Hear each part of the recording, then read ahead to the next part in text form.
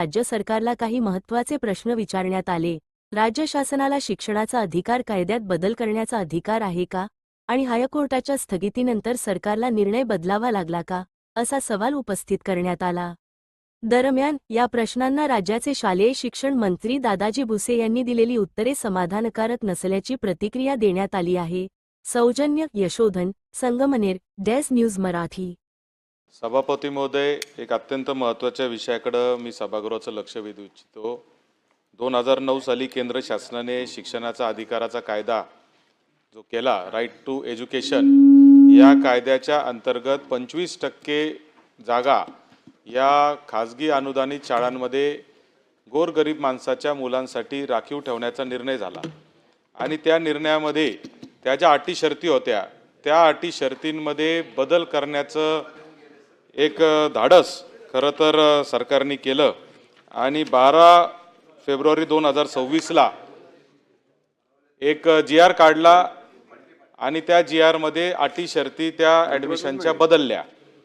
आणि सभापती महोदय, उत्तर आता मला मंत्री महोदयांनी दिलेलं आहे की 12/2/2026च्या ह्या ज्या अटी शर्ती होत्या, म्हणजे 3 किलोमीटर पर्यंतच्या मुलांना त्याच्यामध्ये अर्ज करण्याची मुभा होती, ती 1 किलोमीटर केली, किंवा ऑप्शन त्याला जास्त देता येत होते, त्याला 10 ऑप्शनच देता येतील असा निर्णय घेतला।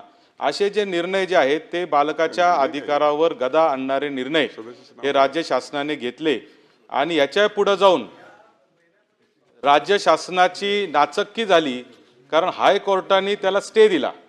कारण शेवटी आपण लक्षात घेतलं पाहिजे की तो कायदा नाही, तो अधिकार आहे।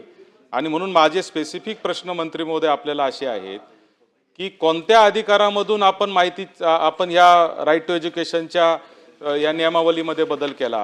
राज्य शासनाला असा बदल करण्याचा अधिकार आहे का, हा माझा पहिला प्रश्न आहे। आणि दुसरा प्रश्न असा आहे की आपण उत्तर इतकं सोयीचं दिलंय की 12/2/2026ला तुम्ही GR काढला, नंतर तुम्ही 10/3/2026 पर्यंतची ती मुदत होती ती 18 केली, सगळं लिहिलंय, पण हायकोर्टाची चपराक बसली हे मात्र याच्यामध्ये कुठेही आपण उल्लेख केलेला नाही। तर हायकोर्टाच्या निर्णयामुळे तुम्हाला ते निर्णय घ्यावा लागला का, हा दुसरा प्रश्न। आणि तिसरा प्रश्न, आता हायकोर्टाची ही चपराक बसल्यानंतरही आपण आपल्या भूमिकेवर ठामच राहणार आहात आपण आता मान्य करणार आहात का शिक्षणाच्या अधिकारात दखलंदाजी देण्याचा राज्य शासनाला अधिकार नाही?